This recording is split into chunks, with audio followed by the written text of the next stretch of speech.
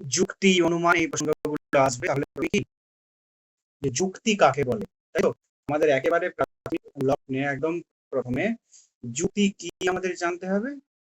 যে যুক্তি হচ্ছে এক অনুমানের ভাষায় প্রকাশিত রূপ, তাই তো? সেই অনুমানে কি করা হয়, জ্ঞাত সত্য থেকে অজ্ঞাত সত্যে যাওয়া হয়, তাই তো? একটা যাওয়ার একটা প্রক্রিয়া, জ্ঞাত সত্য থেকে অজ্ঞাত সত্যে যাওয়ার একটা প্রক্রিয়া হচ্ছে অনুমান। সেই অনুমানের ভাষায় প্রকাশিত রূপ, তাই তো? তো সেটা হচ্ছে কি, সেটা হচ্ছে যুক্তি। তো এই যুক্তি দুই ধরনের হতে পারে, একটা অবরোহ আর একটা আরোহ যুক্তি, তাই তো? তো অবরোহ যুক্তি, আরোহ যুক্তি কেমন? দুটো যুক্তিতেই কিন্তু আশ্রয় বাক্য থাকে, সিদ্ধান্ত থাকে, অবরোহতেও থাকে, আরোহতেও থাকে। তো অবরোহ যুক্তি আর আরোহ যুক্তির মূল পার্থক্য কি সেটা আমরা আলোচনা করব। তারপর আরোহ এবং অবরোহের প্রসারটা আলোচনা করব। তারপর আমরা আমাদের যে সিলেবাস আছে সেই সিলেবাস অনুযায়ী যাব। এটাও ছোট সিলেবাস আছে, আশা করছি আজকে যদি দুটো শেষ করতে পারি তো সেটাই করব। তো তাহলে অনুমানের ভাষায় প্রকাশিত যে রূপ তাকে বলা হচ্ছে যুক্তি। তো এই যে যুক্তি, সেই যুক্তি আরোহ হতে পারে, আবার অবরোহ হতে পারে, তাই তো? তো আরোহ যুক্তি কাকে বলে আর অবরোহ যুক্তি কাকে বলে? তো তোমরা কি এসেছো? ও আচ্ছা, ঠিক আছে, আমি শব্দ পেলাম। তো আরোহ যুক্তি আর অবরোহ যুক্তি, আমরা ধরো খুব সহজ গল্পের কথায়, আমরা যে ধরো ফর্মাল লজিক করেছি, আমরা ধরো এই যে সে আমরা যেগুলো ন্যায় বলে জানতাম শুধু, তো সেই সিলোজিজম, তারপর তোমার যেগুলো 19 রুলস ফর্মাল লজিকের মধ্যে পড়ে, কোয়ান্টিফিকেশন, এগুলো সব কিন্তু অবরোহ যুক্তি। আরোহ যুক্তি কোনগুলো? না মিলের যে পদ্ধতি পড়েছি, তারপর তোমার উপমা যুক্তি, তারপর হচ্ছে যে বৈজ্ঞানিক আরোহ অনুমান, তো আমরা বৈজ্ঞানিক অবৈজ্ঞানিক এগুলো যে পড়েছি এগুলো সবই আরোহের মধ্যে পড়ে। এরপর আমরা মূল যে বৈশিষ্ট্য সেগুলোতে যাব, যে আরোহ অনুমানে কি হয় আর অবরোহ অনুমানে কি হয়। দুটোই কিন্তু আশ্রয় বাক্য থেকে সিদ্ধান্তে উপনীত হওয়া। কেননা প্রাথমিকভাবে আমরা বলেছি কি, যে অনুমানের ভাষায় প্রকাশিতকে যুক্তি বলে। অনুমানে কি হয়, জ্ঞাত সত্য থেকে অজ্ঞাত সত্যে যাওয়া হয়। তো তাহলে দুটোতেই এটার ব্যতিক্রম ঘটবে না, এটা দিক থেকে ঠিক হবে। এরপর কিছু যুক্তিতে কি হয় না, আশ্রয় বাক্য থেকে সিদ্ধান্তটি সরাসরি অনিবার্যভাবে নিঃসৃত হয়। আশ্রয় বাক্য থেকে সিদ্ধান্তটি সরাসরি অনিবার্যভাবে নিঃসৃত হয়। আর এখানে কি হয়, যে সিদ্ধান্তটি আশ্রয় বাক্য থেকে বেশি ব্যাপক হয় না, আশ্রয় বাক্যের মধ্যেই যা থাকে তার সেই বিষয় নিয়েই সিদ্ধান্ত প্রতিষ্ঠিত হয়। আরেকটা বৈশিষ্ট্য, যে সকল থেকে বিশেষে আসার প্রক্রিয়া কোন যুক্তিতে, মানে এই সকলগুলো সবই বলছি অবরোহ, তাই তো? কিন্তু উল্টো দিকে আমরা যখন কি হয় না, এরকম কিছু যুক্তি পাই যে যুক্তিগুলোতে বা যে অনুমানে, যেখানে আশ্রয় সিদ্ধান্তটি আশ্রয় বাক্য থেকে সরাসরি অনিবার্যভাবে নিঃসৃত হয় না, তাই তো? তাহলে কি হয় না, আশ্রয় বাক্য গুলো থেকে সিদ্ধান্তের ব্যাপকতা অনেক বেশি হয়। অবরোহতে কি বলেছিলাম, বেশি হবে না, আশ্রয় বাক্যে যা বলা থাকবে সেখান থেকে সরাসরি অনিবার্যভাবে নিঃসৃত হবে, বেশি ব্যাপক হবে না। কিন্তু আরোহতে সিদ্ধান্তটি সর্বদা ব্যাপক হয়, আশ্রয় বাক্যের চেয়ে ব্যাপক হয়। আর এখানে কি, বিশেষ থেকে সকলে আসা, বিশেষ বিশেষ দৃষ্টান্ত পর্যবেক্ষণ করে আমরা একটি সার্বিক একটা সামান্য সিদ্ধান্ত প্রতিষ্ঠা করি। কোথায় না, আরোহতে, তাই তো? আর অবরোহতে উল্টোটা, আমরা সামান্য থেকে বিশেষে আসতে পারি কিন্তু বিশেষ থেকে সামান্য নয়। তো অবরোহতে কি, অবরোহ যুক্তিকে এটা কি আবার ফর্মেল লজিকও বলা হয়? কেন? ফর্মেল মানে, ফর্ম মানে কি? আকার। ফর্মেল আকারগত যুক্তিবিদ্যা। আকারগত যুক্তিবিদ্যা, ফর্মেল লজিক, এটা অবরোহের অন্তর্ভুক্ত। কেন না? এখানে আশ্রয় বাক্য এবং সিদ্ধান্ত, আশ্রয় বাক্য থেকে সরাসরি সিদ্ধান্তটা ড্র করে, সিদ্ধান্তটা বেশি ব্যাপক হয় না। এখানে আশ্রয় সিদ্ধান্ত করার জন্য ওই যে আশ্রয় বাক্য থাকবে, আশ্রয় বাক্যের বাইরে যাওয়ার প্রয়োজন হয় না, তাই তো? আশ্রয় বাক্য ভিন্ন কোনো অভিজ্ঞতা প্রয়োজন হয় না। আমাদের অনেকেই ঠাট্টা করে ফিলোসফির ছেলেদেরকে, ও ওই ছাগলেরও দাঁড়িয়ে আছে, রবীন্দ্রনাথেরও দাঁড়িয়ে আছে, তাহলে রবীন্দ্রনাথ হয় ছাগল। এটা ফর্মাল লজিকের দৃষ্টান্ত। এখানে উদ্দেশ্য এবং বিধেয়তে তুমি কি বসাচ্ছ সেটা ইম্পর্টেন্ট নয়, তোমার স্ট্রাকচারটা ইম্পর্টেন্ট, তাই তো? তো সেই স্ট্রাকচারটা ইম্পর্টেন্ট, এখানে অর্থটা ইম্পর্টেন্ট নয়। কিন্তু আরোহ যুক্তিবিজ্ঞানে অর্থটা ইম্পর্টেন্ট, তাই তো? তো এবং কতগুলো তুমি দৃষ্টান্ত পর্যবেক্ষণ করলে তার উপর সিদ্ধান্তের সত্যতা মিথ্যাত্ব সেটা বেশি সম্ভাব্য কম সম্ভাব্য এরকম হয়। তো আরেকটা এই দিক থেকে, সিদ্ধান্তের দিক থেকে, যে অবরোহ যুক্তিতে সিদ্ধান্তটি সম্ভাব্যের কোনো সম্ভাবনা নেই, সিদ্ধান্তটি বৈধ অথবা অবৈধ হবে ডাইরেক্ট, তাই তো?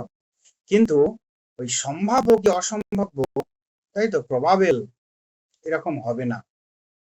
তো আরোহ যুক্তি বিজ্ঞানে কিন্তু সিদ্ধান্ত কখনোই বৈধ বা অবৈধ, তাই তো, সেরকম অর্থে হবে না। এখানে কি হবে? সর্বদাই মানে নিশ্চিত সিদ্ধান্ত হবে না, তাই তো? আরোহতে, অবরোহতে হবে, কিন্তু আরোহতে সর্বদাই সিদ্ধান্তটি সম্ভাব্য হবে, নিশ্চিত হবে না। এরপর আরোহের যে আমাদের সিলেবাসেও দেখবে আছে মিলের পদ্ধতি 5টা, উপমা যুক্তি, আর হচ্ছে প্রকল্প। ওটা একটা ক্লাসে একদিন পড়িয়ে দাও, বিরাট কিছু বিশেষ কিছু জায়গা নয়। মিলের যে পদ্ধতিগুলো, মূল কথাগুলো মনে রাখতে হবে, একে অপরের সঙ্গে পার্থক্য, উপমা যুক্তি, আর হচ্ছে প্রকল্প, মূল কথা এবং তার বিভিন্ন যে ব্রাঞ্চ মানে স্তর। তো এইটুকু। আরো অবরোহের, সরি, আরোহের বা আরোহ যুক্তির আরোহ অনুমানের যে বিভাগ, তার মধ্যে তোমাদের পাঠ্য এই কটা: উপমা যুক্তি, তাই তো, মিলের যে 5টা পদ্ধতি, আর হচ্ছে প্রকল্প। এর অনেক ভাগ হয়, তার মধ্যে মূলত 3 ধরনের আলোচনা তোমাদের সিলেবাসে দেওয়া হয়েছে। আজকে যেটা আমরা শুরু করব নিরপেক্ষ বচন, সেটা কিন্তু অবরোহ, আরোহণ, তাই তো? এইটুকু কনসেপ্ট ক্লিয়ার হলো তো, যুক্তি কাকে বলে এবং যুক্তি প্রসঙ্গে আরোহ এবং অবরোহ যুক্তি, মূল কথাগুলো। এরপর এখানে আরোহ যুক্তিতে আরো আছে বৈজ্ঞানিক আরো অনুমান আছে, অবৈজ্ঞানিক আরো অনুমান আছে। যে মানে কি বলে, প্রকৃতির একরূপতা নীতি এবং কার্যকারণ নীতি মানা হয় এবং পর্যবেক্ষণ পরীক্ষণের মাধ্যমে সিদ্ধান্ত টানা হয়, সেটাকে বৈজ্ঞানিক আরোহ অনুমান। আবার যে আরোহ অনুমানে এই নিয়মগুলো ঠিকঠাক মানা হয় না এবং এখানে সিদ্ধান্তটা সর্বদাই কি একটা ঝুঁকিপূর্ণ হয়, সেটা হচ্ছে অবৈজ্ঞানিক। আর উপমা কি? সাদৃশ্যের ভিত্তিতে দুটি ব্যক্তির মধ্যে যখন অনেকগুলো বিষয়ের মধ্যে সাদৃশ্য দেখানোর পর অপর একটি বিষয়ের সাদৃশ্যের ভিত্তিতে কোন একটি সিদ্ধান্ত আনা হয়, সেটাকে বলা হচ্ছে উপমা। মিলের পদ্ধতিগুলো যে আমাদের অনেক সময় হ্রাস বৃদ্ধি বিভিন্ন ভাবে হয়ে থাকে। কার্যকারণ সম্পর্কে মিলের আরো কথা আছে যে বহু কারণবাদী, মিলের বহু কারণবাদ সম্পর্কে এই পদ্ধতিগুলো বিভিন্ন ধরনের। তো সেই সকল আলোচনা। আর প্রকল্প হচ্ছে যে একটা যে আমি হাইপোথেসিস বা প্রকল্প, যে কোনো একটা কিছু অনুমান করব, তার জন্য আমাকে কিছু প্রাথমিক স্তর অতিক্রান্ত করতে হয়, কিছু স্টেজ আছে, তারপর আমাকে সেই অনুমানটা করতে হয়, এটাই। তো যাই হোক, আমার আজকের যে সিলেবাস সেটা হচ্ছে নিরপেক্ষ বচন। তো সেখানে সেটা তাহলে কোন দিকে পড়ছে? আরো সরি, অবরোহের অন্তর্ভুক্ত হচ্ছে, তাই তো? এরপর খুব প্রাথমিক অংশে আমাদের যেটা আলোচনা করার প্রয়োজন, যে বাক্য আর বচন, তাই তো? বাক্য আর বচন। এই দুটোর মধ্যে পার্থক্য করতে হবে। দেখো, বাক্য, আগে বচন বলি। নিরপেক্ষ বচন হতে গেলে তার চারটে বিষয় থাকবে। একটা হচ্ছে উদ্দেশ্য, একটা হচ্ছে বিধেয়, তাই তো? আর কি? উদ্দেশ্য এবং বিধেয়ের মধ্যে একটা সংযোজক থাকবে। আর কি? একটা পরিমাণক থাকবে, কোয়ান্টিফায়ার। তো দেখো, আমাদের বচন সেই দিক দিয়ে চারটি বচন, এ ই আই ও। আমাদের যুক্তিবিদ্যায় বচন চারটি, কেননা এই চারটি বচনেই শুধুমাত্র যে পরিমাণক, সংযোজক, উদ্দেশ্য এবং বিধেয় আছে।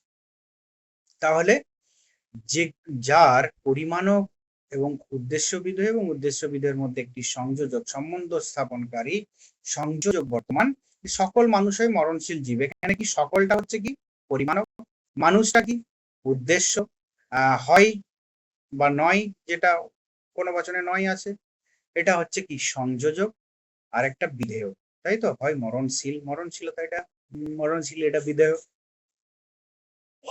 তো এই যে নিরপেক্ষ বচন, এটা চার প্রকার। কিন্তু আমি এরপর আরেকটু অন্য আলোচনাতেও আসবো, যে আমাদের দেখো বাক্য এবং বচন, এই একটা প্রসঙ্গ আছে। তো বাক্য তাহলে কাকে বলে, তাই তো? বাক্য যে কোনো ঘোষক, যে কোনো কোনো কিছু বাক্য কি করে, কোনো কিছু ঘোষণা করে, তাই তো? কোনো কিছু ঘোষণা করে, সেটাই হচ্ছে বাক্য। কিন্তু শুধুমাত্র কোনো কিছু ঘোষণা করে বা ঘোষক বাক্যকেই বচন বলা যাবে না। আমরা প্রথমেই বললাম যে বচন কি না, যার কি হবে না, চারটি বিষয় থাকবে, যার মধ্যে একটা পরিমাণক, একটা উদ্দেশ্য, একটা সংযোজক, একটা বিধেয়, তবেই সেটিকে বচন বলা যাবে, তাই তো? তাছাড়া কিন্তু আমাদের দেখবে অনেক কিছুই আছে, ধরো মা ডাকছে খেতে, আমরা বলছি যাচ্ছি, এটা কিন্তু বাক্য। এটার দ্বারা তোমার কি প্রকাশ পাচ্ছে? আচ্ছা ওয়েট করো, আমি যাচ্ছি, তাই না? আমাদের এরকম প্রচুর বাক্য আছে, কিন্তু সেই বাক্যতে দেখো, কোনো বাক্যতে শুধুমাত্র উদ্দেশ্য আছে, কোনো বাক্যতে শুধুমাত্র পরিমাণ আছে। আমাদের কোনো আলোচনা হচ্ছে বন্ধু বান্ধবের মধ্যে, ধরো হ্যাঁ, কিছু একটা বিষয় সম্পর্কে দেখবে আমাদের মতামত হয়। কেউ কেউ বলে না না সবই ঠিক, কেউ কেউ বলে না কিছু কিছু ভুল। তখন আমরা কি বলি? সব সব সব সব ঠিক ভুল, এইটা এত ব্যাখ্যা করে নয়, সব সব। কেউ বলে কিছু কিছু, এটাও কিন্তু বাক্য। আবার আমরা এরকমও বলি, ধরো কিছু প্রসঙ্গে আলোচনা হচ্ছে, যে ধরো মানবিক, অমানবিক, এই ধরনের, তখন আমরা কি বলি? কিছু মানুষ, তাই তো? দেখো, পরিমাণক আছে আর উদ্দেশ্য আছে। তাহলে আমাদের কি হয় না, বাক্যের ক্ষেত্রে যে এই উদ্দেশ্য, বিধেয় এবং তোমার পরিমাণক এবং সংযোগ কারী কোনো কিছু থাকবেই, তার কোনো মানে নেই। কোনো একটি বা দুটি বা তিনটি দিয়েও কিন্তু বাক্য হতে পারে, কিন্তু বচন ওই চারটি না হলে বচন হতে পারে না, তাই তো? তো তাহলে বাক্য আর বচনের মধ্যে পার্থক্য আমরা বুঝতে পারলাম মূলত। এরপর আরো অনেক কিছু বিষয় আছে, যে বাক্য বচনের মধ্যে আরো কিছু পার্থক্য বর্তমান, যে বাক্য আর বচন, যেমন ধরো বাক্য হলো অর্থযুক্ত শব্দ বা শব্দের সমষ্টি। আমি এখানে যেমন ক্রমে আছে সেই ক্রমে পড়াবো না, বুঝার সুবিধার্থে আমি ক্রমটা একটু চেঞ্জ করবো, ঠিক আছে তো? যেমন আগের দিন হয়েছিল, তো তাহলে আমার বুঝাতে সুবিধে হবে। তো বাক্য হলো অর্থযুক্ত শব্দ বা শব্দের সমষ্টি বা পদ সমষ্টি, যাই বলো না কেন। বচন কি? বচন হলো দুটি পদের মধ্যে সম্বন্ধের স্বীকৃতি বা অস্বীকৃতি। সম্বন্ধের স্বীকৃতি বা অস্বীকৃতি দরকার, তবে সেটা বচন। কিন্তু বাক্যতে এসবের প্রয়োজন নেই, ওই যে বললাম। তো বাক্যর যে প্রকার, সেটা কি? নির্দেশকমূলক বাক্য হতে পারে, প্রশ্নবোধক বাক্য হতে পারে, আদেশমূলক বাক্য হতে পারে, এই ধরনের বাক্য হতে পারে। কিন্তু বচন কি প্রকারের হবে না, কেবল নির্দেশক বা ঘোষক বাক্যগুলি হয় বচন। সেগুলো কি কি? এ ই আই ও, তাই তো? All are, no are, some are, some are not, এই দিয়ে। এবার তুমি মাঝে মাঝে এ বি বসাও, এক্স ওয়াই বসাও, যা খুশি বসাও। তো বাক্যের প্রাপ্তি বচনের থেকে বেশি, আর বচনের প্রাপ্তি বাক্যের থেকে কম। এখানে প্রাপ্তি মানে কি, মানে কত বেশি হতে পারে, বাক্য অনেক হতে পারে কিন্তু বচন সংখ্যায় কম।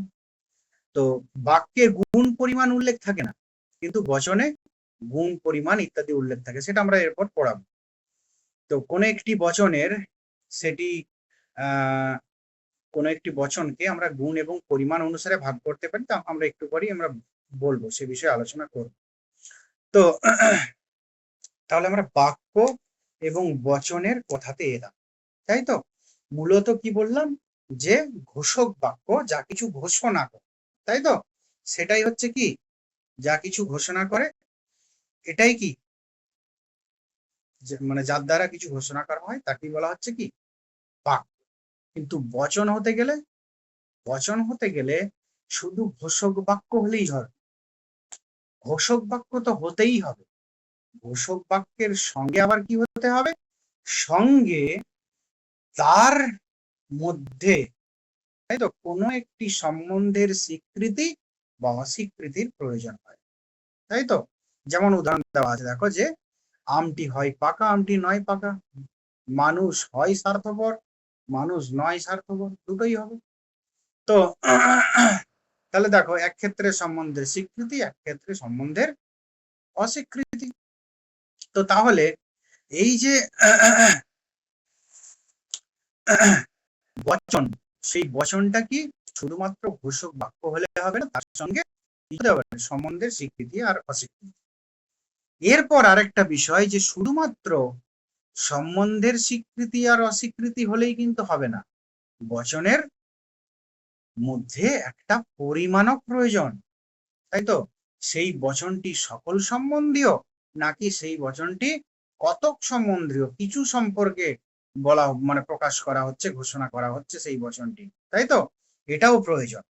তাহলে বচনের আমরা যে পার্টগুলো সেগুলোও পেলাম, এবং বাক্য থেকে বচনের মোটামুটি পার্থক্যটা আমরা জানতে পারলাম, তাই তো।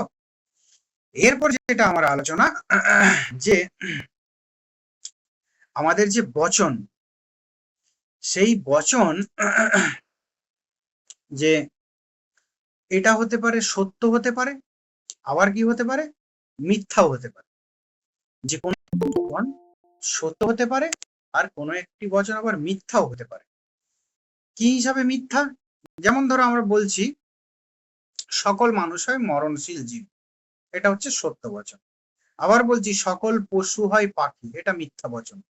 কেননা যে বিবৃতিটা প্রকাশ করছে সেটা বাস্তব জগতের সঙ্গে মিল আছে কি নেই, যদি মিল থাকে তাহলে সেটা সত্য বচন, আর যদি মিল না থাকে তাহলে সেটা মিথ্যা বচন। বোঝা গেল?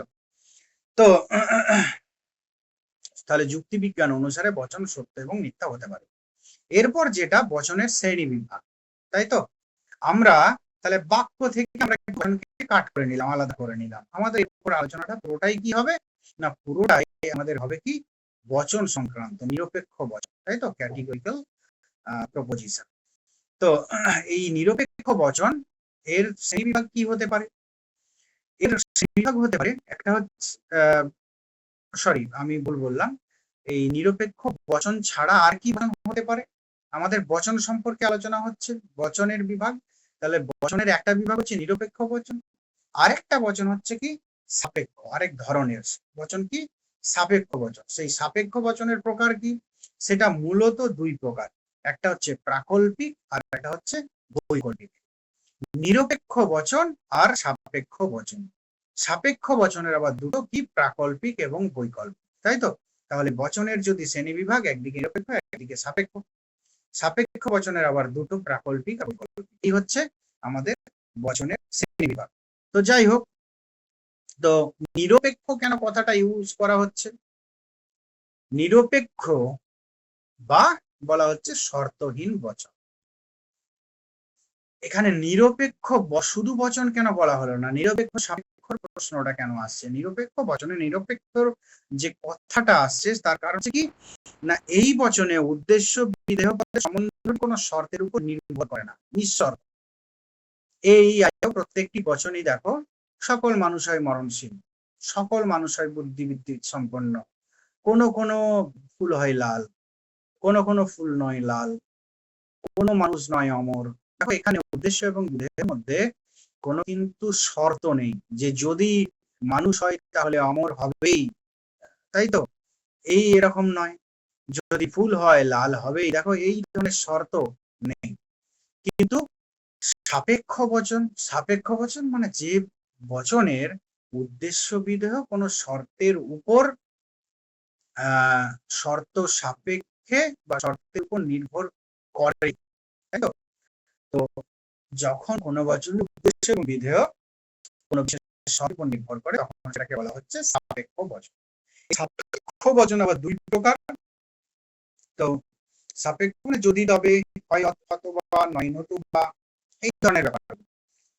যদি যদি তবে দিয়ে বাক্য থাকে তখন সেটা কি? প্রাকল্পিক বচন। আর যখন হয় অথবা নয় নতুবা দিয়ে বাক্য থাকবে তখন সেটা হচ্ছে কি? বৈকল্পিক বচন। বোঝা গেল? যখন হয় অথবা নয় নতুবা দিয়ে বাক্য থাকে তখন সেটা হবে কি? প্রাকল্পিক। আর যখন হয় অথবা নয় নতুবা দিয়ে বাক্য থাকে তখন সেটা হচ্ছে বৈকল্পিক, তাই তো? তো এটা আমরা সবাই জানি।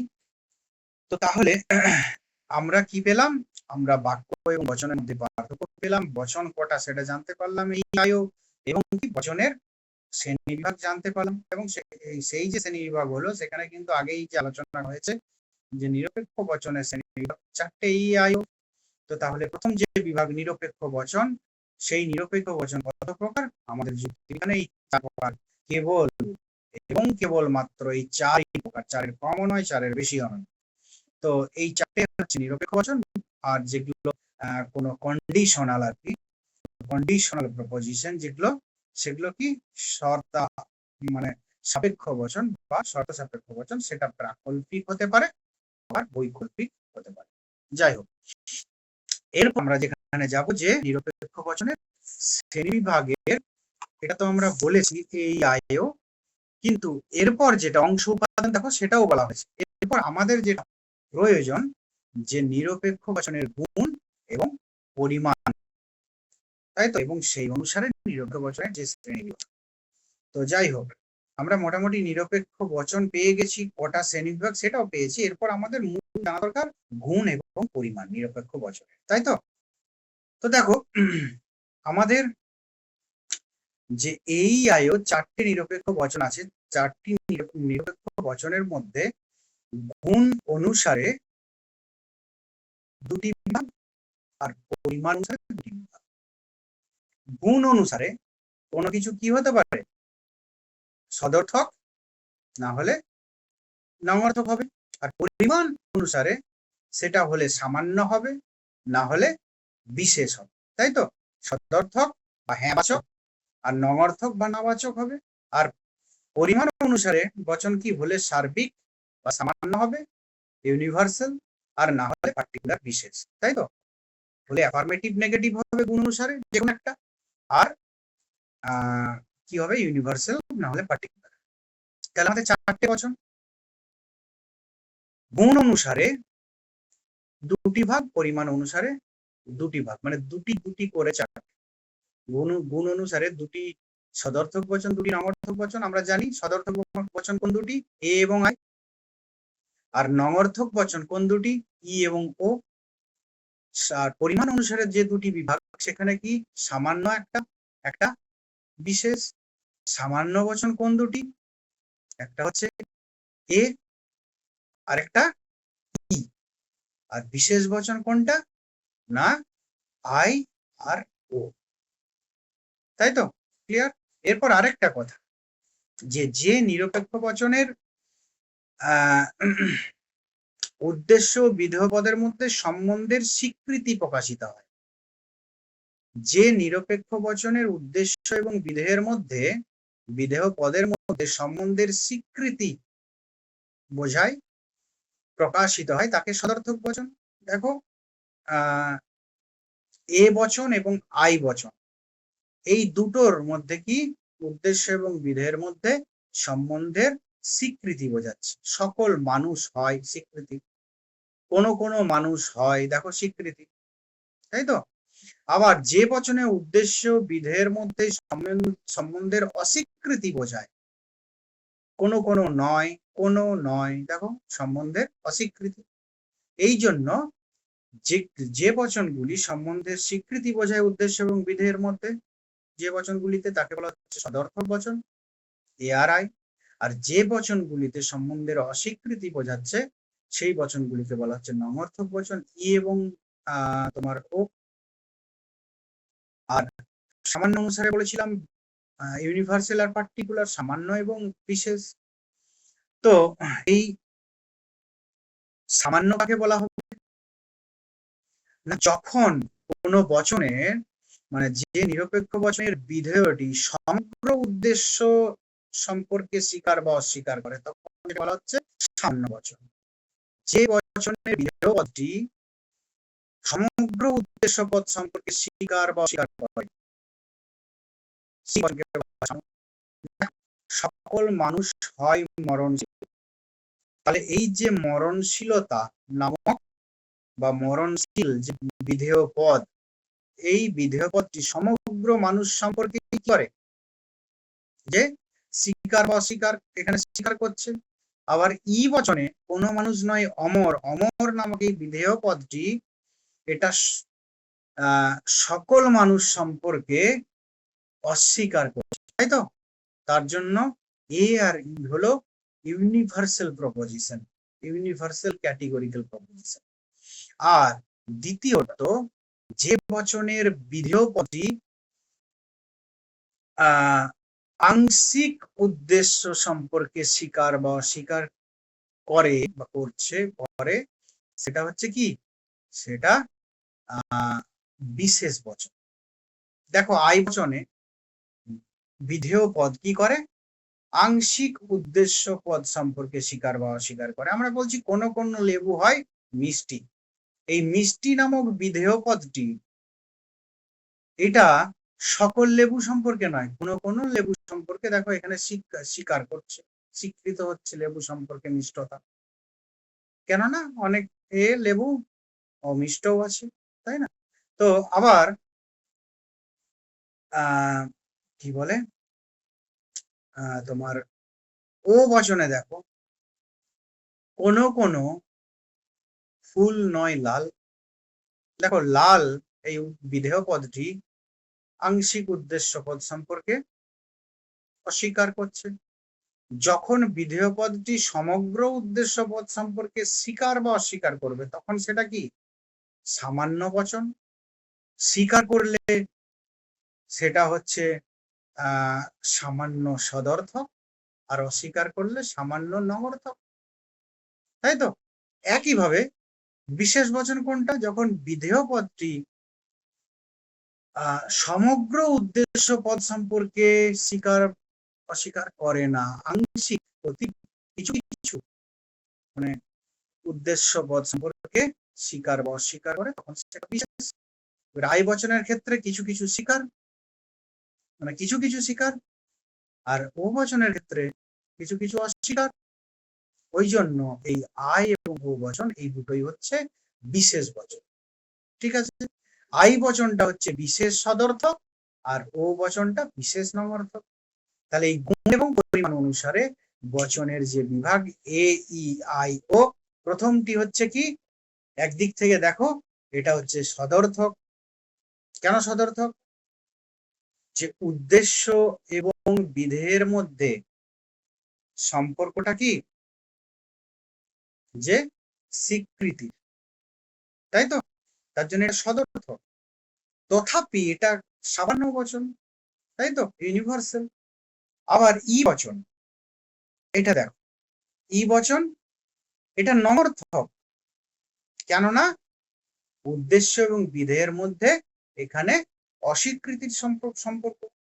তথাপি এটি কিন্তু সামান্য বচন, কেননা সামান্যতে বলা হয়েছিল যে বচনের বিধেয়টি সমগ্র উদ্দেশ্য পদ সম্পর্কে স্বীকার বা অস্বীকার, এখানে অস্বীকার করা হয়েছে, কিন্তু তথাপি এটা সামান্য, তাহলে এটা হচ্ছে সামান্য নঙর্থক। আর এ বচন সামান্য সদর। আই বচন এটা বিশেষ বচন বা পার্টিকুলার বচন। কেন?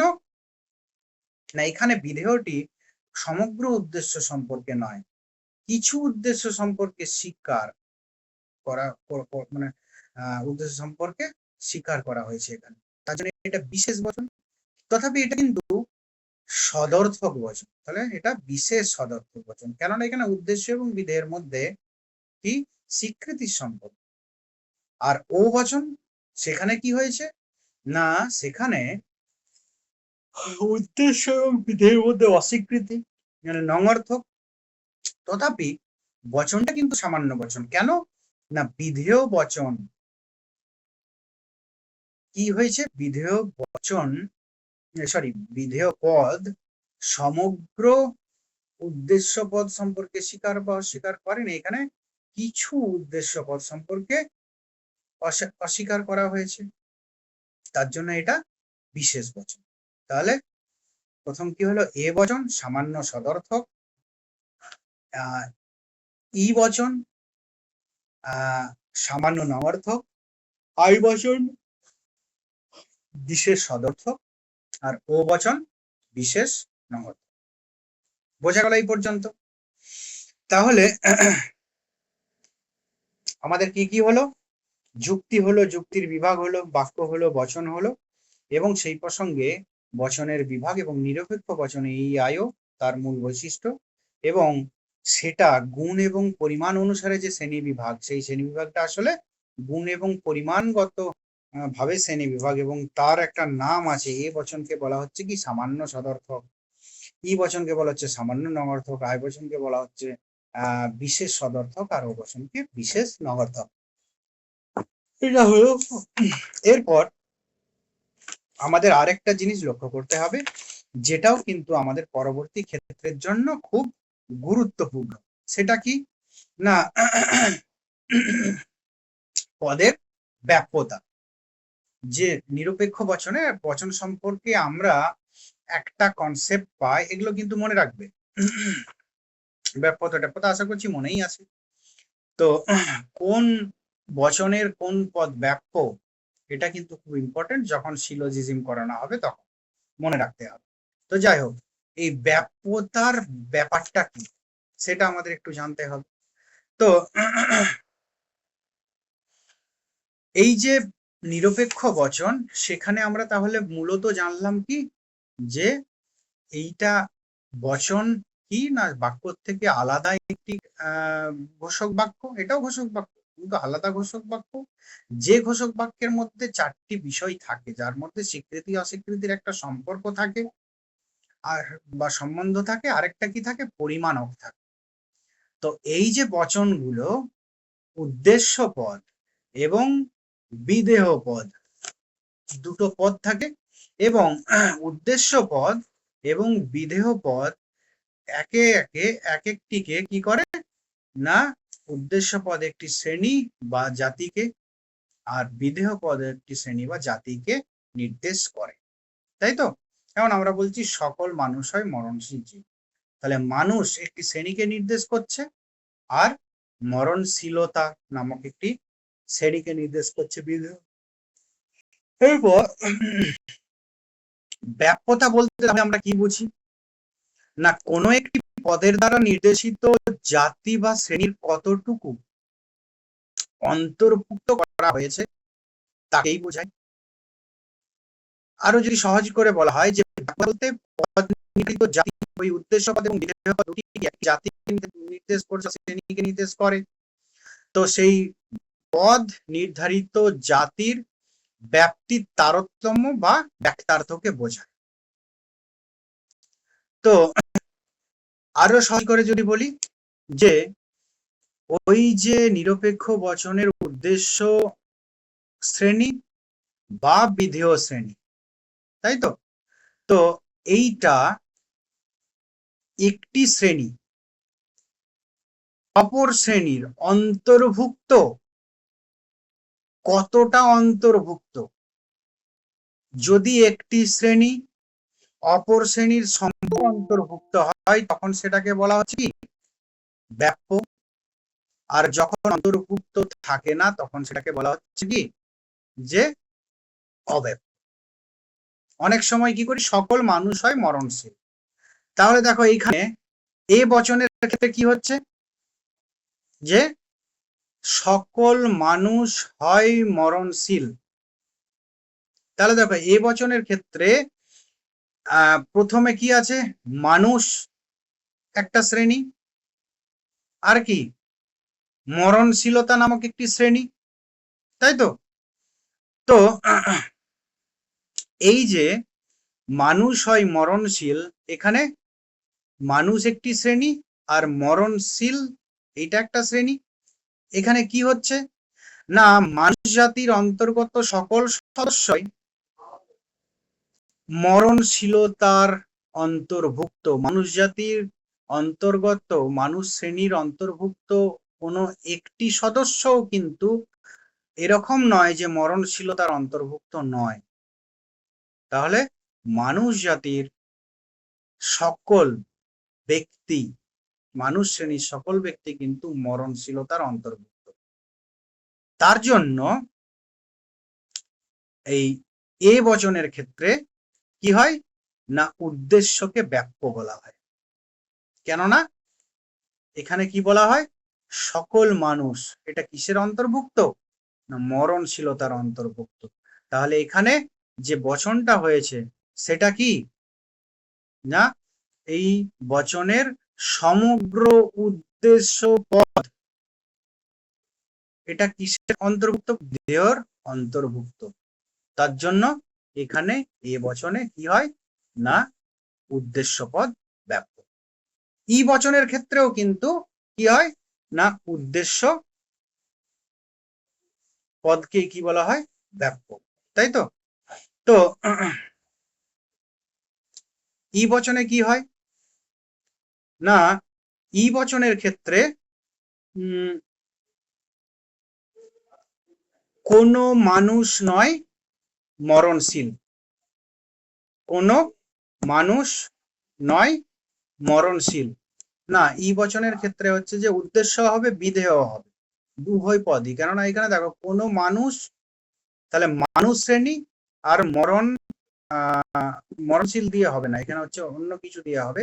এখানে ধরো একটা উদাহরণ দিলাম যে কোনো মানুষ নয় সর্বাঙ্গ সুন্দর। এখানে কোনো মানুষ, মানুষ একটা উদ্দেশ্য, আর সর্বাঙ্গ সুন্দর এটা বিধেয়।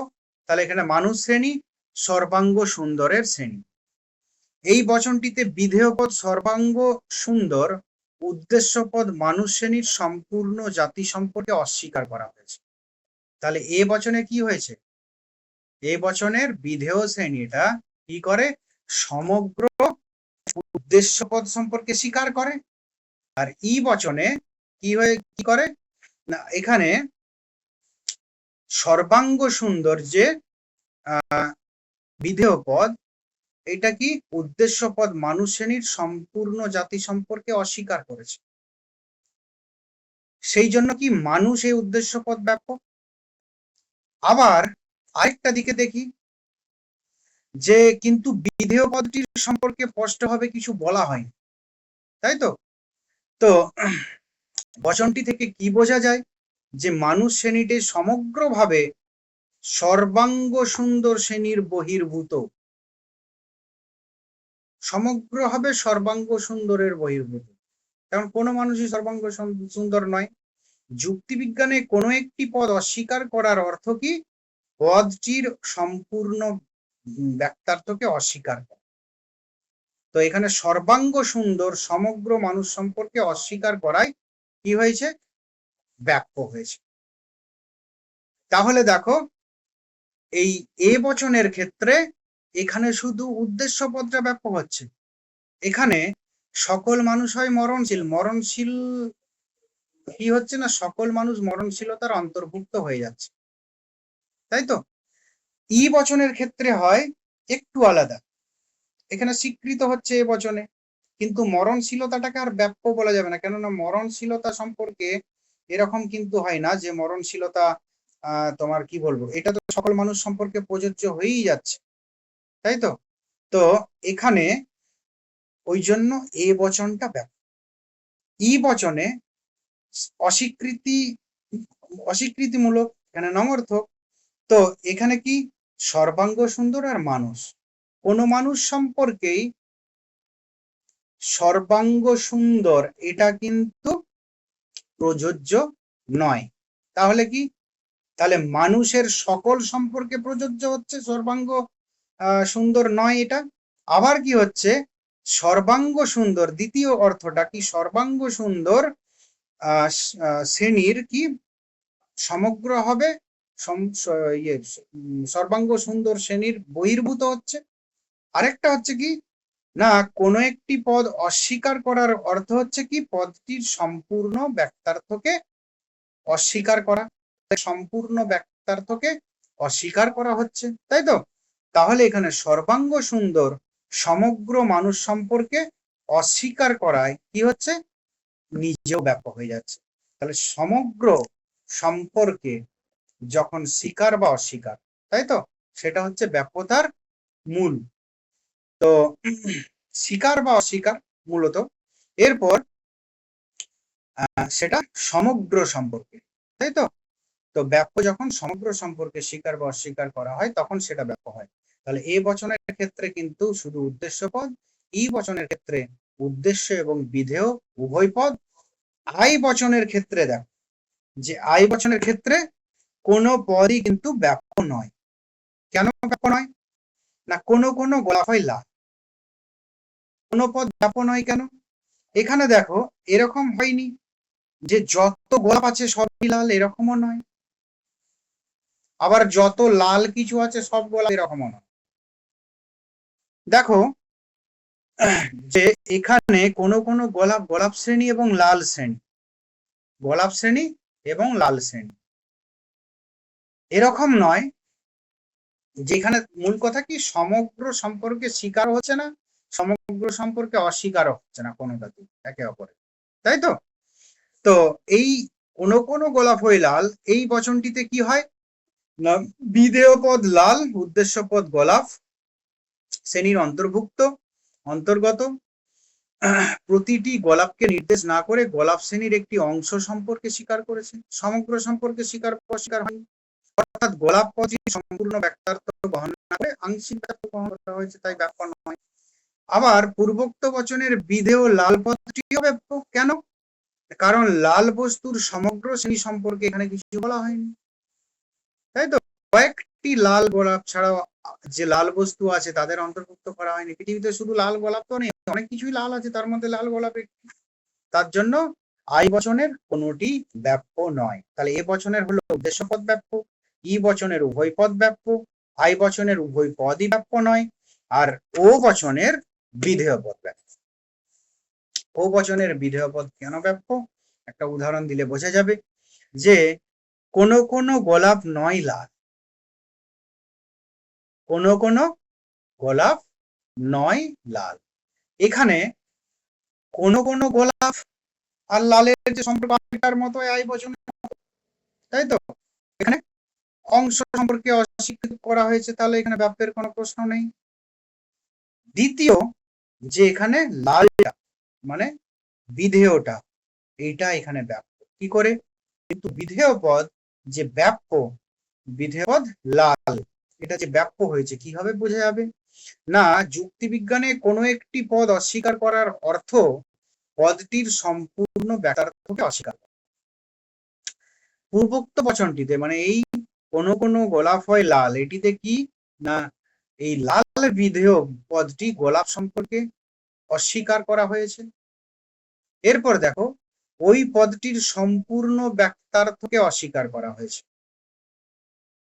কোনো কোনো গোলাপ নয় লাল মানে পুরো লাল নয়, একেবারেই লাল নয়, তাই তো, সম্পূর্ণ ব্যক্তার্থকে অস্বীকার মানে টোটাল লালকেই দেখো অস্বীকার করা হয়েছে। আমার ব্যাপ্যতার মূল যেটি, যে সম্পূর্ণ স্বীকার না সম্পূর্ণের অস্বীকার, এখানে টোটাল লাল পদের যে বাচ্যার্থ, যেটা কি বলবো এই ভাষায় যেটাকে বলা হচ্ছে ব্যক্তার্থ, সেটাকে অস্বীকার করা হয়েছে সম্পূর্ণরূপে, তার জন্য ই বচনের বিধেয় পদ অব্যপ্য। তাহলে কি হলো, এ বচনের উদ্দেশ্য পদ ব্যাপ্য, ই বচনের উভয় পদ, আই বচনের কোনো পদ নয়, আর ও বচনের বিধেয়। এই গেল আমাদের তোমার ব্যাপ্যতা, পদের ব্যাপ্যতা। এরপর যেটা, যে বাক্যকে বচনে পরিবর্তন করার নিয়ম, এগুলো তোমরা প্র্যাকটিস করবে বিভিন্ন বই দেখে। তো তার কিছু নিয়ম আছে, মূলত যে নিয়মগুলো, মূল নিয়মগুলো সেগুলো এখানে দেওয়া হয়েছে। যে যে সমস্ত বাক্যে সমস্ত, সকল, সব, প্রত্যেক, প্রতিটি, যে কোনো, যে কেউ, যে কেহ, সর্বদা, সর্বত্র, সদা, স্বভাব, মাত্রই, অনিবার্যভাবে, নিশ্চিতভাবে, একান্তভাবে, আকস্মিকভাবে, সর্বপ্রকার, সমুদয়, সবাই, সকল ক্ষেত্রে, নিশ্চয়, অবশ্যই, সর্বতভাবে, মানে সদর্থক, মানে সকল, সদর্থক ভাবে সকল সম্বন্ধ, সকল কিছুকে কি আমরা এ বচনে রূপান্তরিত করতে পারি। এই নির্দেশক যা কিছু বচন, যে বচনের ভাবটা এই সম্বন্ধীয় হবে, সেটাকে আমরা এ বচনে রূপান্তরিত করব। আর যেটা কি হবে, যে নঙর্থক, এই ধরনের কোনো কিছু নঙর্থক বাক্য যদি থাকে, তখন সেটাকে ও বচনে রূপান্তরিত করব, তাই তো? তো যেমন কি প্রত্যেক মানুষ মরণশীল, এটাকে কি করা হয়েছে, এ বচনে রূপান্তরিত করা হয়েছে। সেটা কি, সকল মানুষই মরণশীল ছিল। আবার সমস্ত লোকই বিদ্যা নয়, সমস্ত লোকই বিদ্যান যদি হতো, তাহলে এ বচন যেত, নয় যুক্ত করে দেওয়া হয়েছে। যদি নর্থক চিহ্ন থাকে, নর্থক কোনো সিগন্যাল থাকে, সহজ কথায় আমাদের ভাষায়, তো তাহলে কি হবে, সেটা হয়ে যাবে ও বচন। তো দ্বিতীয়, যে সমস্ত বাক্যে কোনো নয়, কিছু নয়, তাই তো, কখনো নয়, কদাপি নয়, কেউ নয়, নয়, এক নয়, হতে পারে না, কোনোটি নয়, কোনো মতেই নয়, তাই তো, এই ধরনের কোনো কিছু নয়, কোনো মতে নয়, এক নয়, নয়, কিছু নয়, কখনোই নয়, কদাপি নয়, এই সকলগুলো হলে কি হবে, ই বচন হবে, তাই তো। আর কি না, যেমন হচ্ছে যোদ্ধারা কখনো শান্তিকামী হয় না, তাহলে কোন হচ্ছে, তাহলে কোন যুদ্ধ, কোন যোদ্ধা, এখানে যুদ্ধ আছে, কোন যোদ্ধা নয় শান্তিকামী ব্যক্তি, এখানে হচ্ছে যোদ্ধা হবে, কোন যোদ্ধা নয় শান্তিকামী ব্যক্তি। ত্রিভুজ এবং বর্গক্ষেত্র এক নয়, তাহলে এক নয়, কোনো নয়, যা কিছু, তো হয় না, কখনোই নয়, কিছুই নয়, সব কিছু আমরা কিসে পরিণত করব, ইতে পরিণত। আইতে কিছু কিছু, কতিপয়, অনেক, বহু, প্রায় সব, সাধারণত, তারপরে অধিকাংশ, তারপর হচ্ছে তোমার সম্ভবত, মুষ্টিমেয়, মোটের উপর, অল্প অল্প সংখ্যক, একাধিক, এই ধরনের যখন থাকবে তখন সেটা কি, আই বচন, তাই তো। আর যদি নঅর্থক কোনো কিছু থাকে তখন সেটা ও বচন, তাই তো। কিছু ছাত্রী বুদ্ধিমতী, আই বচন, তাহলে কোনো কোনো ছাত্রী হয় বুদ্ধিমতী। আবার হচ্ছে অনেক শিক্ষক অসৎ নয়, এটা কি, অনেক শিক্ষক অসৎ, অনেক দেওয়া হয়েছে, এটা কিন্তু আই বচন হতো, কিন্তু নয় যুক্ত করা আছে, এটা কিন্তু ও বচন হবে, তাই তো। তাহলে কোনো কোনো শিক্ষক নয় অসৎ ব্যক্তি, তাহলে ভালো করে মনে রাখবে, এ বচন যখন করবে, এ বচনের যদি নেগেশন থাকে তাহলে সেটাও হবে ও। আবার আই বচনে যখন, আই বচনের কোন কিছু চিহ্ন আছে যেটা আই বচন হবে, কিন্তু আবার নঅর্থক চিহ্ন আছে, তখন সেটাকে কি, সেটা কি হবে, সেটা কিন্তু ও বচন হবে, তাই তো। এরপর আরেকটা হচ্ছে ও বচন, যেটা আই বচনের তোমার যেটা আছে তার বিরোধী হলেও হবে। আবার হচ্ছে যদি ডাইরেক্ট কচিত, কদাচিৎ, কদাচ, খুব কম, খুব অল্প, অতি অল্প, তাই তো, অতি অল্প সংখ্যক, বিরল, কদাপি, এই ধরনের যদি থাকে তাহলে ও বচন, তাই তো।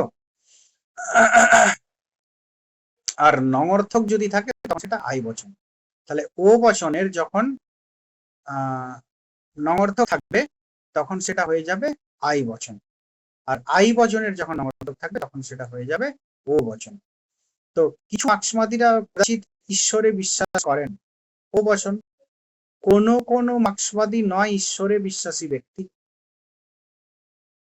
মানুষ কদাচিৎ সৎ হয় না, কোন মানুষ হয় সৎ ব্যক্তি। এরপর আরো কিছু নিয়ম আছে।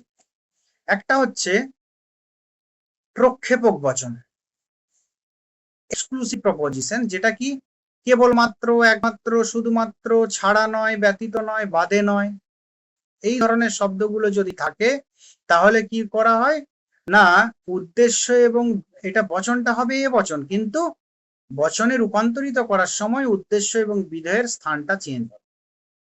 একমাত্র, শুধুমাত্র, কেবলমাত্র, ছাড়া নয়, ব্যতীত নয়, এই ধরনের। তো বাদে সব, এগুলো কি হবে, উদ্দেশ্য এবং বিধেয়টা চেঞ্জ হয়ে যাবে। কেবলমাত্র শিক্ষিত ব্যক্তিরাই প্রগতিশীল, কেবলমাত্র শিক্ষিত ব্যক্তিরাই প্রগতিশীল, সকল প্রগতিশীল ব্যক্তি হয় শিক্ষিত। মহিলা ছাড়া কারোরই প্রবেশাধিকার নেই, সকল ব্যক্তি যাদের প্রবেশাধিকার আছে তারা হয় মহিলা। তো ব্যতীত, এটা হচ্ছে যে কেবলমাত্র, শুধুমাত্র, একমাত্র, ছাড়া, ব্যতীত নয়, বাদে নয়, ব্যতীত নয় আছে, প্রত্যেকটিতে নয়। আর কি একমাত্র, শুধুমাত্র, কেবলমাত্র, তাই তো। তো আবার কি আছে ব্যতীত বচন, এক্সেপটিভ প্রপোজিশন, যেখানে কি সদর্থক অর্থে ব্যতীত, ছাড়া ইত্যাদি কি ব্যতিক্রম সূচক বাক্যের দ্বারা বাক্যের ব্যক্তার্থকে কিছুটা বাদ দিয়ে বাকি অংশ সম্পর্কে উক্তি করা হয়, তাদেরকে কি বলা হয়, ব্যতীত বচন। এই ক্ষেত্রে কি করতে হবে না, এই বাদ দেওয়া অংশটি যদি নির্দিষ্টভাবে উল্লেখ করা হয় তাহলে বাক্যটি হবে সামান্য বচন, অর্থাৎ এ বচন। আর বাদ দেওয়া অংশটি যদি অনির্দিষ্ট হয় তাহলে বাক্যটি হবে বিশেষ বচন। ব্যতীত দিয়ে বাক্যের অন্তর্ভুক্ত ব্যক্তার্থকে কিছুটা বাদ যদি দেওয়া হয়, সেই বাদ দেওয়া অংশটি যদি নির্দিষ্টভাবে উল্লেখ করা থাকে তখন সেটা এই বচন, আর যদি নির্দিষ্টভাবে উল্লেখ না করা থাকে, অনির্দিষ্ট হয়, তাহলে সেটা কি হবে, আই বচন, বিশেষ বচন, তাই তো। যেমন পারদ ছাড়া সব ধাতু কঠিন, এখানে নির্দিষ্ট করে বলা হয়েছে পারদ ছাড়া সব ধাতু কঠিন, তাহলে সকল ধাতু ব্র্যাকেটে পারদ ছাড়া হয় কঠিন দ্রব্য। আবার একজন ছাড়া সব ছাত্রই অনুপস্থিত ছিল, এখানে নির্দিষ্ট নয়, একজন ছাড়া সব ছাত্রই অনুপস্থিত ছিল, এখানে কি হবে, কোন ছাত্র হয় অনুপস্থিত ব্যক্তি। আর হচ্ছে বাক্যের উদ্দেশ্য পদ যদি নাম পদ হয়, ব্যক্তির নাম, বস্তুর নাম, স্থানের নাম,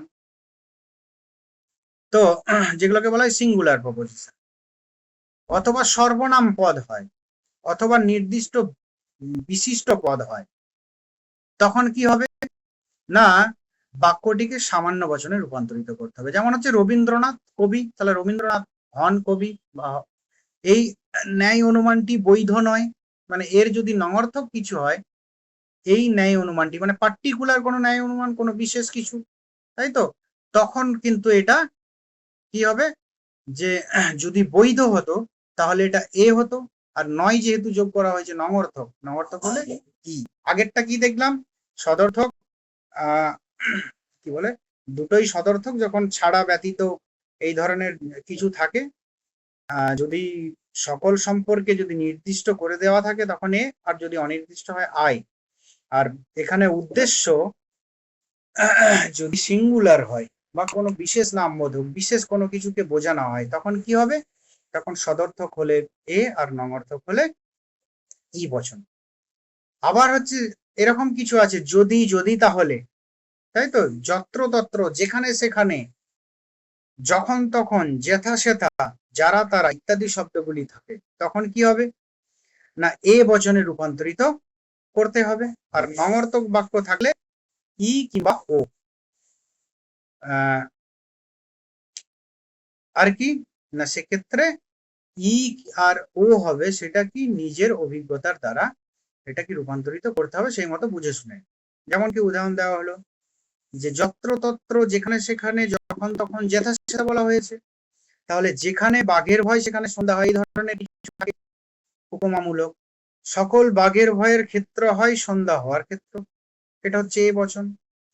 আবার এরকম আছে যে ওই যে বললাম যে নঙর্থক যদি বাক্য হয়, এরকমই বাক্য হয় যদি নঙর্থক হয়, তাহলে কি অর্থ অনুযায়ী করতে হবে, হলে ই না হলে ও, দুটোর মধ্যে যে কোনো একটা। যদি সকল সম্বন্ধীয় থাকে তাহলে সকল সম্বন্ধীয়, আবার নঙর্থক থাকে তাহলে ই হবে, আবার যদি কোনো কোনো সম্পর্কে থাকে তখন সেটা ও হবে, বিশেষ সম্পর্কে হলে।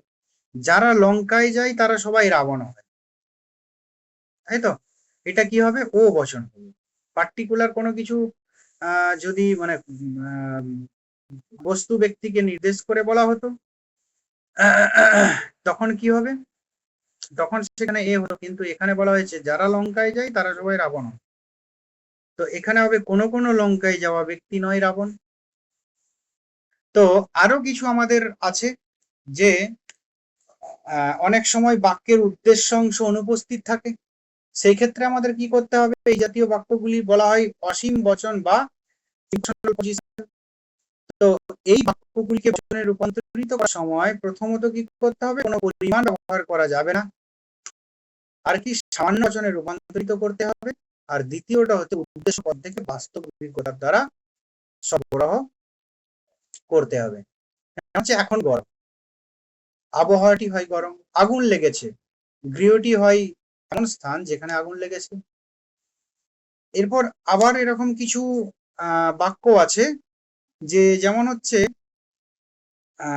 কিছু জিজ্ঞাসা সূচক যে বাক্য যার উত্তর বাক্যের মধ্যেই নিহিত থাকে, আর কিছু জিজ্ঞাসা সূচক বাক্য থাকে যার উত্তর উত্তরের মধ্যে নিহিত থাকে না।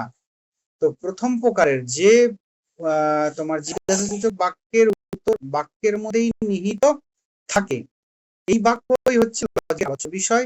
এই বাক্যগুলিকে বচনে রূপান্তরিত করতে গেলে জিজ্ঞাসা চিহ্নকে একটি না সূচক ইঙ্গিত ধরে নিয়ে বাক্যটিকে বচনে রূপান্তর করতে হবে। এরকম কিছু ক্ষেত্র আছে যে কোনো মা স্নেহপরায়ণা নয়, কোনো মা স্নেহপরায়ণা নয়, সকল মা হন স্নেহপরায়ণা নারী, অর্থনৈতিক স্বনির্ভরতা কে না চায়, সকল ব্যক্তি হয় এমন ব্যক্তি যারা অর্থনৈতিক স্বনির্ভরতা চায়। আবার কি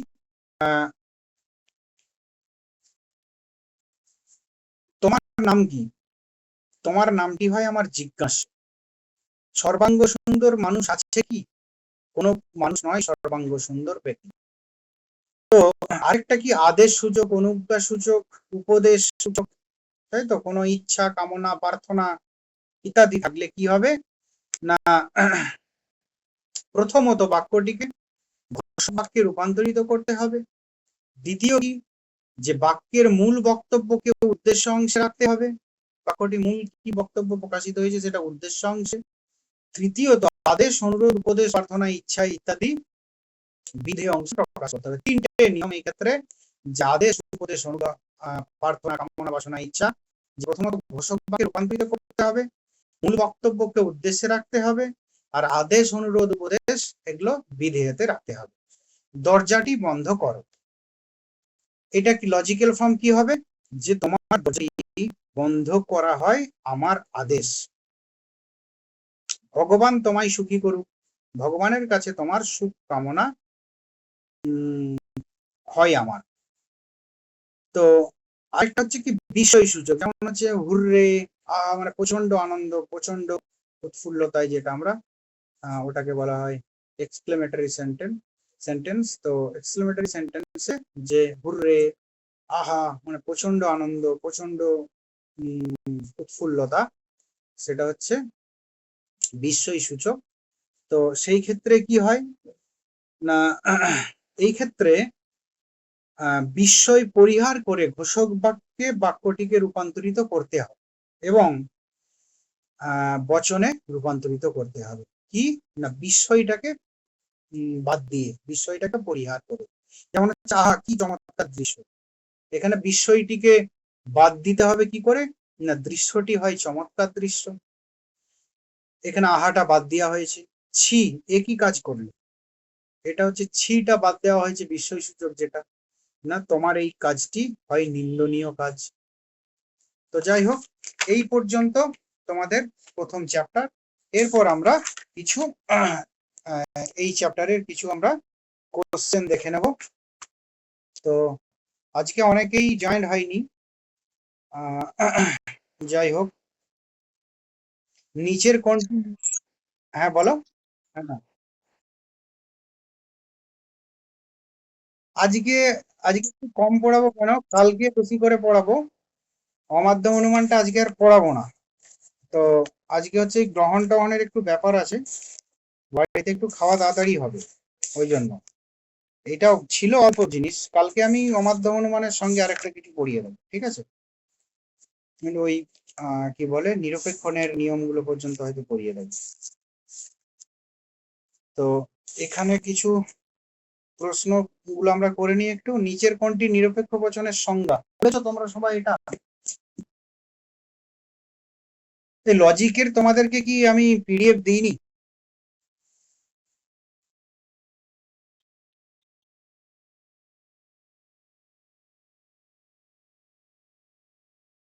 কোশ্চেন নেই?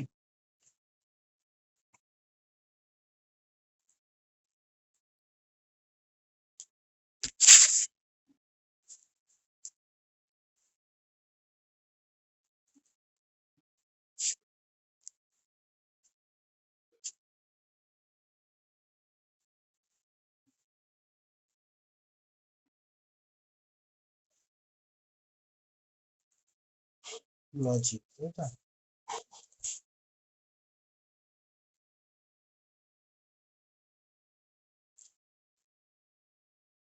কোথায় গেল?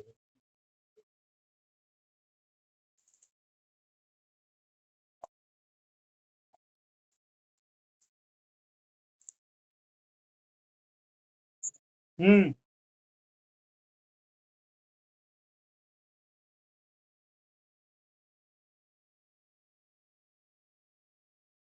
এগুলো দিয়ে যা আছে যথেষ্ট। এখানে কিছু তোমরা ওই এর প্র্যাকটিস গুলো তোমরা ধরো, কিছু প্র্যাকটিসের জন্য হয়তো ধরো ওই বাক্য থেকে বচন, বা তোমার হয়তো কিছু সিলোজিজম হয়তো প্র্যাকটিস করতে পারো এটুকু।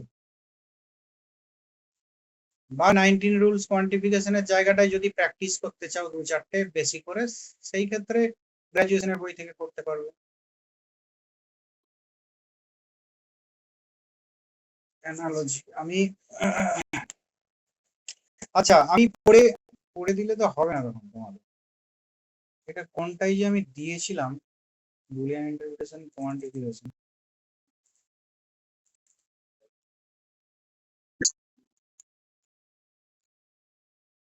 হ্যাঁ, দিয়ে দাও দিয়ে দাও দিয়ে দাও, ভালো।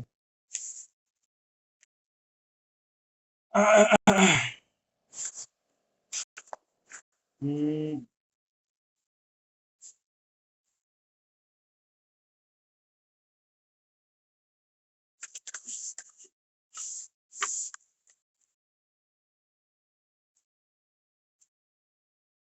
তাড়াতাড়ি দিয়ে দাও।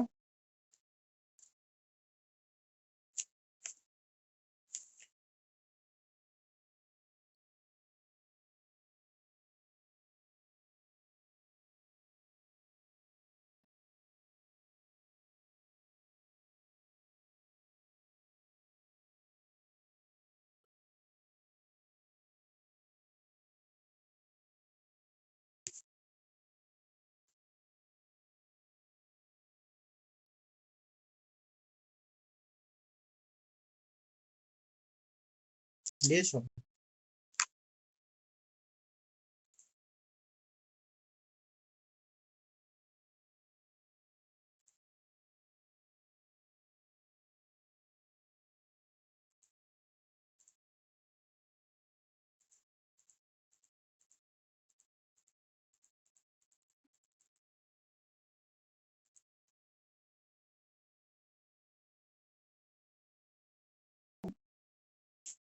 প্রকাশ কদেরই।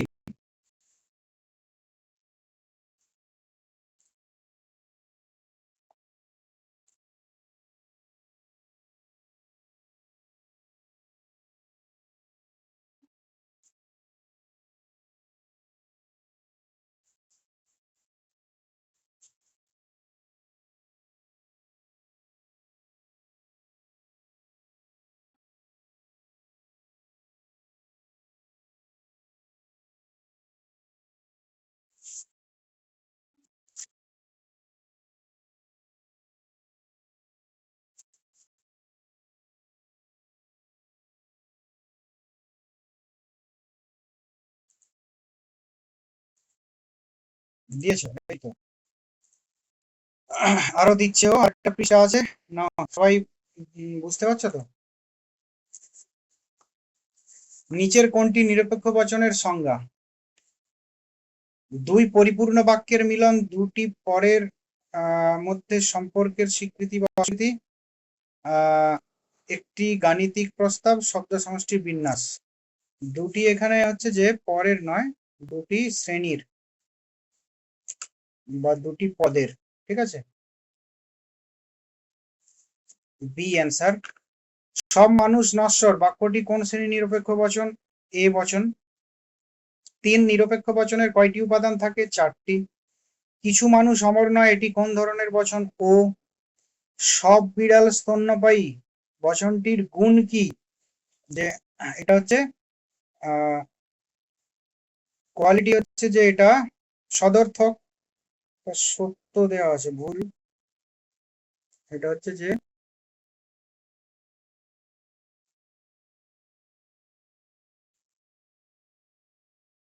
এটা সদর্থক করে দিলাম, সি অ্যান্সার।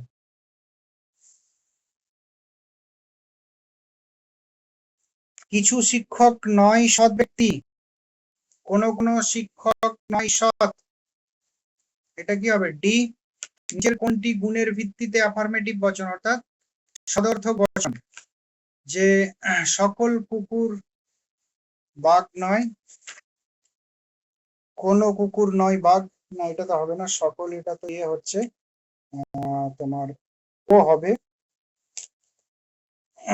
গুণের ভিত্তিতে সদর্থক হচ্ছে সব ফুল সাদা, কিছু গাছ সবুজ না, হয়তো এটা। বাকি তিনটেতে নয় আছে। কেউ কেউ মানুষ নয় বা কোন কোন ব্যক্তি নয় মানুষ, এই বচনের কোয়ান্টিফায়ার কোনটি? কোয়ান্টিফায়ার কোনটি? কেউ কেউ মানুষ নয়, কোয়ান্টিফায়ার কোনটি? কেউ কেউ। কিছু কুকুর ভদ্র, মানে কোন কোন কুকুর হয় ভদ্র, তাই তো। তো এই বচনের গুণ কি? এটা হচ্ছে অ্যাফার্মেটিভ, সদর্থক বচন। সব রাজা মানুষ নয়, এই বচনের গুণ কি? এটা negative. Some S are not P কোন শ্রেণীর বচন? Some S are not P, I বচনের নেগেশন কি হবে? 11। ও বচন, এ বচনে কত অংশ? এটা কি ধরো, এ বচনের কোন অংশ ব্যাপ্য? সাবজেক্ট। ই বচনের ব্যাপ্য হয় উভয়, উভয় পদ ব্যাপ্য। আই বচনে কোন পদ?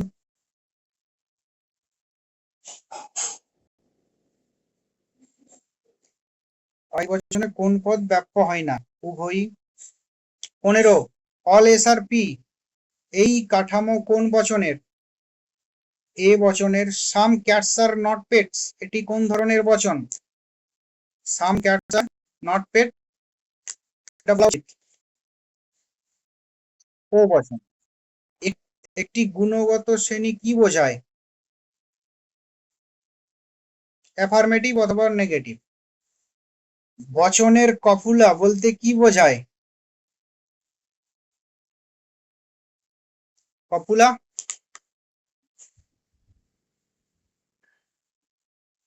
কপুলা বলতে বোঝা যাচ্ছে যেখানে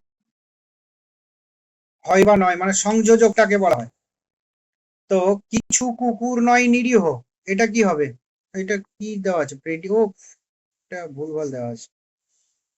এটা যদি বচন করতে দেওয়া হতো এইসব গুলো ঠিক আছে। নিচের কোন বাক্যটি একটি বচন নয়?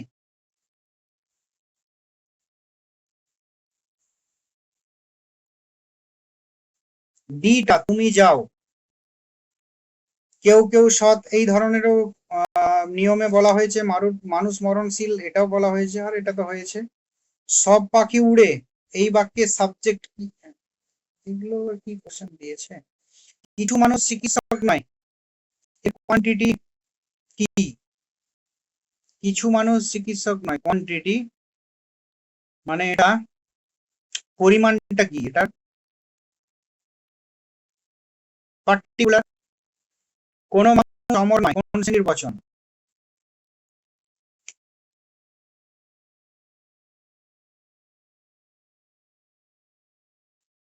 কোন মানুষ অমর নয়, কি বচন? নিচের কোনটি সিঙ্গুলার প্রপোজিশন বোঝায়? রবীন্দ্রনাথ একটা নাম দেওয়া হয়েছে, আর রবীন্দ্রনাথ ছিলেন কবি, এটি ইউনিভার্সাল নাকি পার্টিকুলার, এটা singular? Some S are P I বচনের কি বৈশিষ্ট্য? এটা ব্যাপকটা হচ্ছে প্রযোজ্য হয়ে যাচ্ছে, প্রযোজ্য হয়ে গেছে, এটা পুরোটাতেই ব্যাপক, ব্যাপক। C answer. নিচের কোনটি ইউনিভার্সাল নেগেটিভ বচন? ই বচন no dogs are cat. Only students can enter, standard form কি হবে? অনলি স্টুডেন্টস ক্যান এন্টার, শুধুমাত্র ছাত্ররাই প্রবেশ করতে পারে, এটা কি বচন হবে?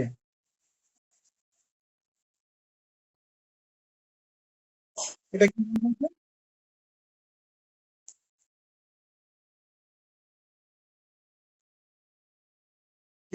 পূর্ণেন্দু কি বলছো?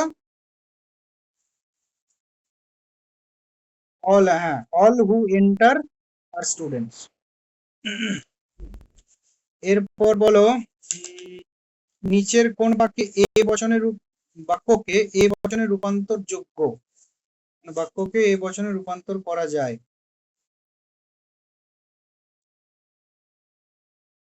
কেবল, হ্যাঁ,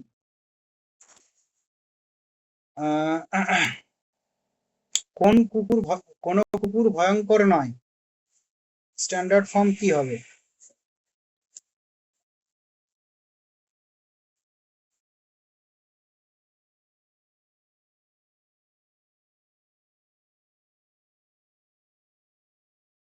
হ্যাঁ,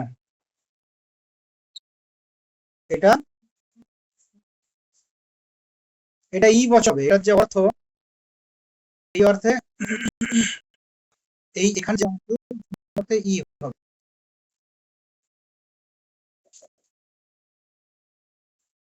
সাম পলিটিশিয়ানস আর করাপ্ট, কিছু রাজনীতিবিদ হয় করাপ্টেড, বা কি বলবো, চোর চোর, সহজ কথায়, হ্যাঁ, corrupt. No birds are animal, কোন পদ ব্যাপ্য, এটা ব্যাপ্য, উভয়। কিছু ছাত্র পড়াশোনা করে না, কপুলা কোনটি?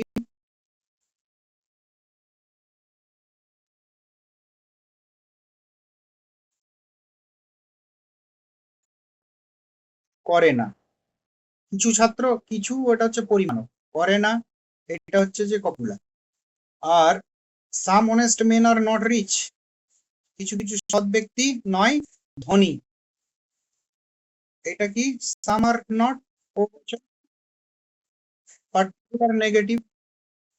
নিচের কোনটি নেগেটিভ, নিচের কোনটি নঅর্থক বচনের উদাহরণ? নট দেওয়া আছে যেটাতে বি। আর তারপর হচ্ছে নো পেটস আর সায়েন্টিস্ট, এটা কোন বচন? ই বচন। সাম মেন আর ওয়াইজ, এ বচন। কোন ছাত্র মেধাবী নয়? তারপর সকল কি? হলুদ না,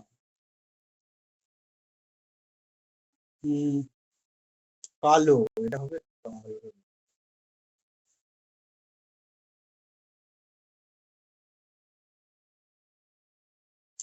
সকল কালো হলুদ নয়, এটা এটা কি বচন হবে?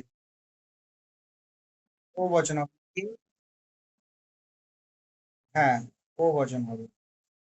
আর হচ্ছে 40 অল লায়ন্স আর কার্নিভরাস, মাংসাশী।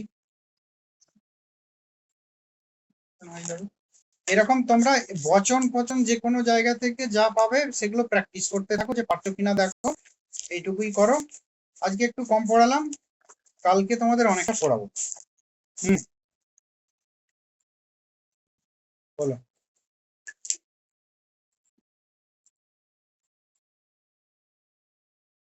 হুম,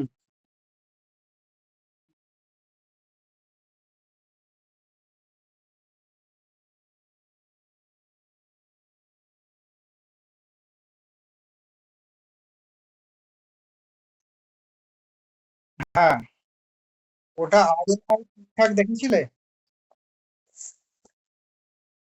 বলছি আই ওটাই ঠিকঠাক দেখেছিলে কি?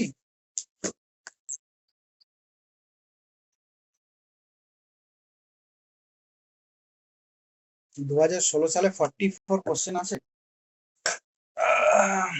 আমি কি দিয়েছি এখানে? 44।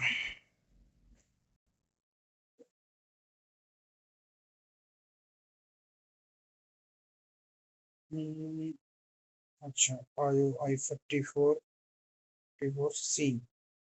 অস্তিত্ব সূচক দোষ, হ্যাঁ এটাই যেটা আন্দাজ করেছিলাম, কিন্তু আই নেই প্রথম সংস্থানে। একবার কথা দেখে নিচ্ছি।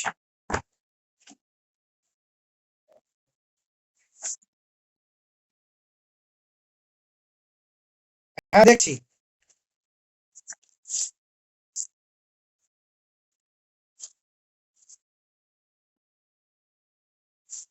দুটোই হবে, দেখেছো?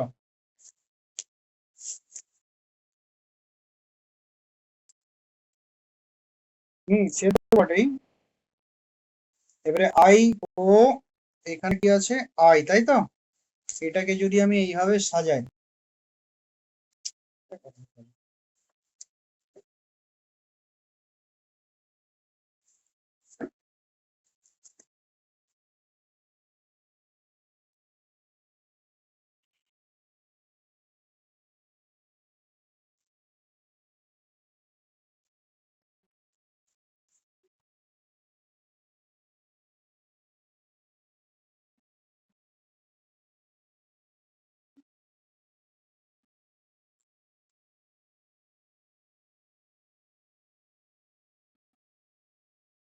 মূর্তি তো থাকবে না, মূর্তি নেই বলেই তো অবৈধ।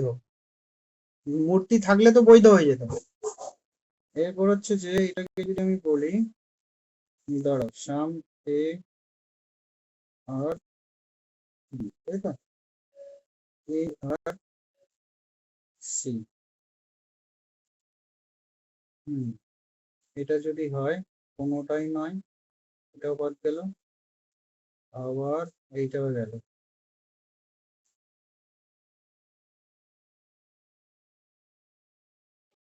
আচ্ছা, এই পূর্ণেন্দু কি বললে তুমি?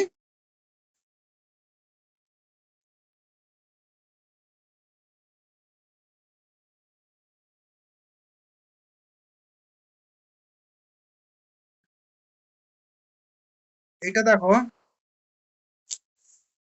যে না বাদক থেকে সদর্থক যদি বলো, ওটা না হলেও কিন্তু দুটো যদি বিশেষ আশ্রয় বাক্য, এখানে দেখো আই এবং ও দুটো বিশেষ আশ্রয় বাক্য, দুটো বিশেষ আশ্রয় বাক্য থেকে সিদ্ধান্ত যদি টানা হয়, সেটা কিন্তু কি অবৈধ, এবং সেখানে কি দোষ ঘটে? অস্তিত্বমূলক। আরেকটা হচ্ছে যে এখানে তুমি যদি এবারে নিশ্চয়ই ব্যাপ্যতার ব্যাপারটা যদি দেখো, তাহলে কিন্তু ব্যাপ্যতার ব্যাপারটাও চলে আসবে। আই বচনের কোনো পদই ব্যাপ্য নয়। প্রথমটা ওয়াই, তারপরেরটা ওয়াই, আর ও বচনের শুধুমাত্র বিধেয় পদটা ব্যাপ্য। তাহলে এটা কোনো পদই আশ্রয় বাক্যে ব্যাপ্য না হয়ে সিদ্ধান্তে ব্যাপ্য হতে পারবে না। এই নিয়ম যদিও লঙ্ঘিত, এইটার দিক থেকে যদি আশ্রয় বাক্যে ব্যাপ্য না হয়ে সিদ্ধান্তে ব্যাপ্য হতে পারবে না, হ্যাঁ এই দিকে কিন্তু এই নিয়ম লঙ্ঘিত হচ্ছে না, কেননা সিদ্ধান্তে কোনো পদই ব্যাপ্য নয় আই বচন। এইটা শুধু একটাই দোষ হবে, আর নঙর্থকটাও কেন হবে না? হ্যাঁ, নঙর্থকটা হয়ে যাবে, কেননা একটা নঙর্থক আছে, সিদ্ধান্ত নঙর্থক হবে, ঠিক, দুটোই হবে। আয় আর ও দুটোর মধ্যে একটা নঙর্থক, তাহলে সিদ্ধান্ত অবশ্যই নঙর্থক হওয়া উচিত ছিল, সেটাও হয়নি। এখানে কি নঙর্থকটা অপশন আছে? 44 নঙর্থক আছে, তাই তো? অস্তিত্ব সূচকও আছে। এইটা তো দুটোই একদম সঠিক অ্যান্সার, এটা দুটোই অ্যান্সার, বুঝলে? আমার অ্যান্সারে দেওয়া আছে অস্তিত্ব সূচক, কেননা যেখানে দুটো বিশেষ বাক্য যেহেতু, সেই অর্থে। এই নঙর্থকের ব্যাপারটা কিন্তু আমিও দেখিনি, পূর্ণেন্দু কিন্তু ভালোই দেখেছে। হ্যাঁ,